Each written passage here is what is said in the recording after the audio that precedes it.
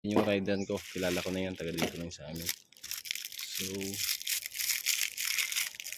ito, buksan natin guys ha. Ano ba ito? Ayun guys, legit. Kinabahan ako kasi CDI din yung nakalagay eh. So CDI to contact point pala siya. So still ang inaasahan ko. So watch this guys. Tayo will magnet. Tingnan nyo po. Tingnan nyo guys ha.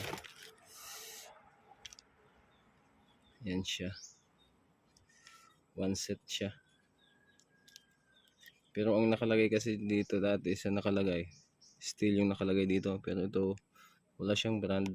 Although okay naman siya. Kompleto naman. So check natin. May cover pa siya oh. So kailangan natin tanggalin yung cover niya.